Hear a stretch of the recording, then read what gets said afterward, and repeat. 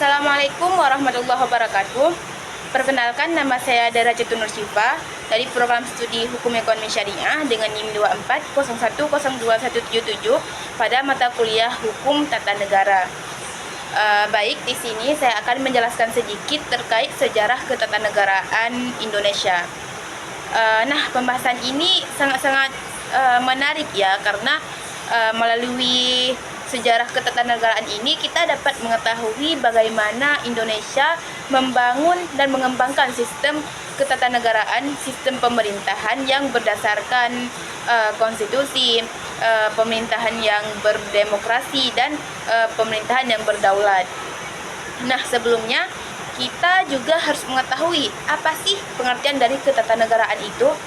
Nah, secara umum ketatanegaraan itu adalah sistem atau tata cara dalam menyelenggarakan negara yang mengatur struktur, fungsi, dan hubungan antar lembaga negara.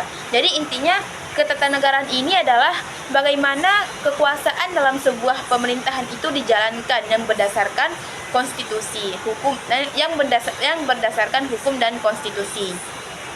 Nah, selanjutnya adalah perkembangan sejarah ketatanegaraan di Indonesia. Di Indonesia ada beberapa periode yang terjadi sejak ketatanegaraan dilangsungkan.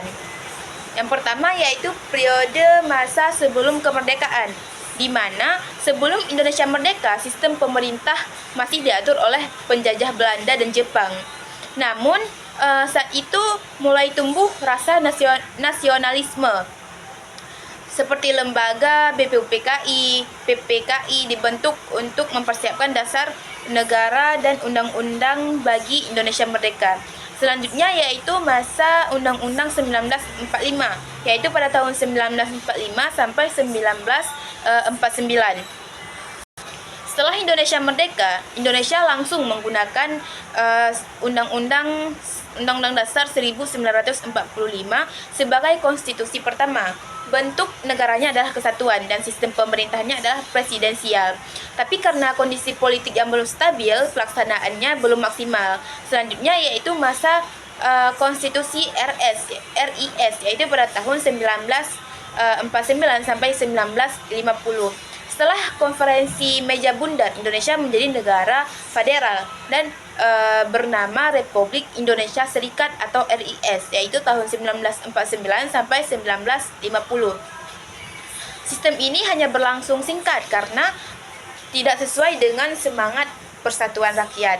Selanjutnya yaitu masa Undang-Undang Sementara, yaitu pada tahun 1950 sampai 1959. Indonesia kembali dibentuk menjadi negara kesatuan dan memakai UUDS atau Undang-Undang Dasar Sementara 1950. Sistem pemerintahannya berubah menjadi parlementer, di mana kekuasaan lebih besar di tangan Perdana Menteri. Namun seringnya pergantian kabinet membuat pemerintahan tidak stabil. Yang terakhir, kembali ke masa Undang-Undang Dasar 1945, yaitu pada tahun 1945 sampai sekarang. Nah, melalui Dekrit Presiden 5 Juli 1999,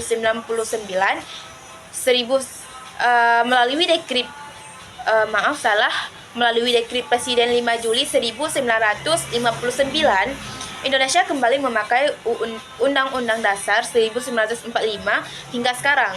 Nah, dalam periode ini terbagi menjadi beberapa periode. Yang pertama ada Orde Lama, yaitu pada tahun 1959 sampai 1966. Kekuasaannya sangat berpusat di tangan Presiden Soekarno, yaitu Presiden pertama Republik Indonesia.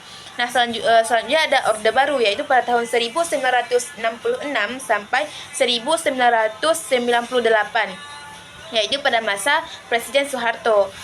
Fokusnya pada masa pemerintahan presiden ini yaitu pada stabilitas dan pembangunan, karena setelah terjadinya perang dan penjajahan di Indonesia, banyak kerusakan yang terjadi. Jadi fokus pada masa pemerintahan Presiden Soeharto itu pada stabilitas dan pembangunan. tapi terjadi sentralisasi kekuasaan. Selanjutnya ada reformasi, yaitu pada tahun 1998 sampai sekarang, yaitu terjadi amandemen Undang-Undang Dasar 1945 sebanyak 4 kali untuk memperkuat demokrasi dan membatasi kekuasaan presiden. Dalam reformasi ini terjadi beberapa perubahan besar dalam sistem ketatanegaraan Indonesia, yaitu yang pertama, presiden dan wakil presiden dipilih langsung oleh rakyat. MPR tidak lagi menjadi lembaga tertinggi di negara Indonesia. DPR dan DPD membentuk sistem bikameral. Dan yang terakhir dibentuknya Mahkamah Konstitusi atau MK sebagai penjaga konstitusi. Nah, kesimpulan dari materi yang saya paparkan tadi adalah, dari perjalanan panjang ini kita bisa melihat bahwa sejarah ketatanegaraan Indonesia terus mengalami perubahan demi mewujudkan sistem pemerintahan yang adil, sistem pemerintahan yang demokratis dan sesuai dengan hukum yang ada. Setiap periode memberikan pelajaran penting tentang bagaimana bangsa ini menjaga kedaulatan dan menegakkan keadilan berdasarkan konstitusi. Mungkin ini saja yang dapat saya sampaikan. Lebih dan kurang saya mohon maaf, karena di sini saya juga masih belajar, Bu. Jadi mohon maaf kalau terjadi beberapa kalimat atau kata yang salah diucapkan. Wabillahi taufiq wal hidayah. Assalamualaikum warahmatullahi wabarakatuh.